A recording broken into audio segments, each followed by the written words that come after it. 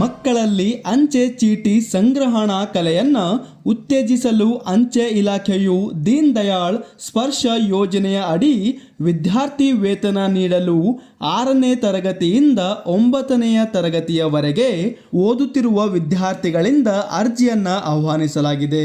ಸ್ಪರ್ಶ ಯೋಜನೆಯ ಅಡಿ ಅಂಚೆ ಚೀಟಿಗಳನ್ನು ಸಂಗ್ರಹಿಸುವ ಸಾಮರ್ಥ್ಯ ಮತ್ತು ಸಂಶೋಧನೆಯನ್ನು ಉತ್ತೇಜಿಸಲು ನೀಡುವ ವಿದ್ಯಾರ್ಥಿ ವೇತನವಾಗಿದೆ. ಪಠ್ಯಕ್ರಮವನ್ನು ಬಲಪಡಿಸುವುದು ಮತ್ತು ವಿದ್ಯಾಭ್ಯಾಸಕ್ಕೆ ಪೂರಕವಾಗುವಂತೆ ಚಿಕ್ಕ ವಯಸ್ಸಿನ ಮಕ್ಕಳಲ್ಲಿ ಅಂಚೆ ಚೀಟಿ ಸಂಗ್ರಹಣವನ್ನು ಉತ್ತೇಜಿಸುವುದೇ ಈ ವಿದ್ಯಾರ್ಥಿ ವೇತನದ ಉದ್ದೇಶವಾಗಿದೆ. ಈ ಹವ್ಯಾಸವು ಅವರಿಗೆ ಜ್ಞಾನಾರ್ಜನೆ, ವಿಶ್ರಾಂತಿ ಮತ್ತು ಒತ್ತಡವನ್ನು ನಿವಾರಿಸಲು ಸಹಾಯ ಮಾಡುತ್ತದೆ.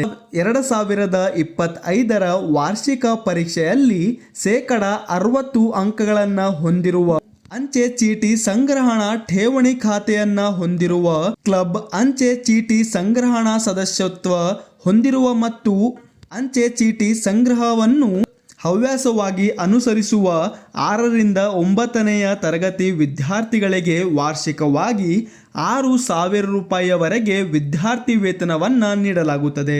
ಮೊದಲ ಹಂತದಲ್ಲಿ ಅಂಚೆ ಚೀಟಿ ಸಂಗ್ರಹಣಾ ರಸಪ್ರಶ್ನೆ ಸ್ಪರ್ಧೆಯ ಆಧಾರದ ಮೇಲೆ ವಿದ್ಯಾರ್ಥಿಗಳನ್ನು ಆಯ್ಕೆ ಮಾಡಲಾಗುತ್ತದೆ.